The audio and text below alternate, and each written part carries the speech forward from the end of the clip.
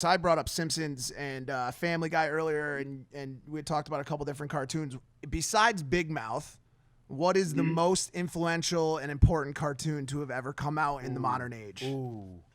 Besides Big Mouth.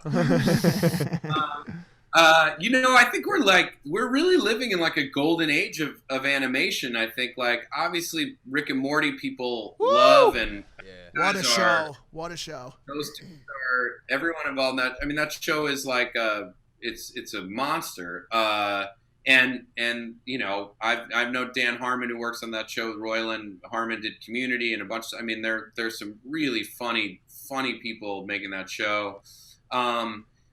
Obviously, like BoJack was the other show on Netflix that is now done, but is like super funny and weird and kind of emotional in a weird way, like our show at certain levels. And people have always Archer was on when I was on the League, and it's still on, and people love. I mean, it's a really like lucky moment that there's just all this great animation. I think people now realize you can get away with so much insanity on animation in a way that, going back to what you were saying, I do think you can get away with a lot more and bigger, crazier jokes in animation than you can in live action. I will say that. I think it's like when you see animated characters like talk about shit, like you definitely have a longer leash than you do if it was like real, flesh and blood people. The 13-year-old girl in Big Mouth has a full-on talking vagina with a personality.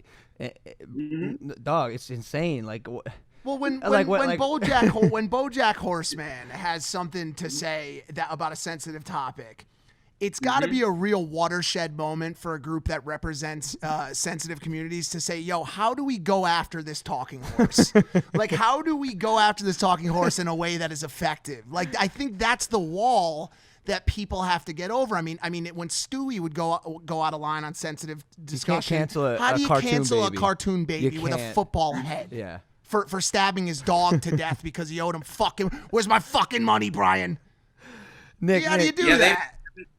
No, it's always been like, even, again, when I was like a kid with, Simpsons, I mean, Beavis and Butthead was something that I watched when I was a kid, and Mike Judge is a legend.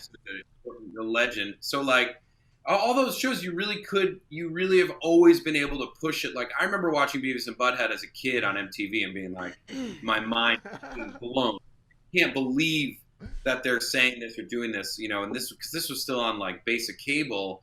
So yeah, you definitely have a longer leash, and like, there's like the first couple episodes of this season, Logan, it's like you saw that it's a camp, and Andrew doesn't want to take a shit at camp. Like he doesn't like shitting outside of his house. Dog, the poop comes out his butthole. The poop comes out his butthole and torments him. like a little snake in the grass. That's something you can relate to, though, too, because you hate shitting in around people that you know, or like girlfriends and stuff like that. So but I've never had like a external conflict with my fecal matter. Right, of course. You know what I'm saying? Yeah, it's rare. It's Paul Giamatti plays this shit, and it's incredible. So funny. How do you get these people, Nick? The people you're bringing up are A-list, literally A-list celebrities. Bro.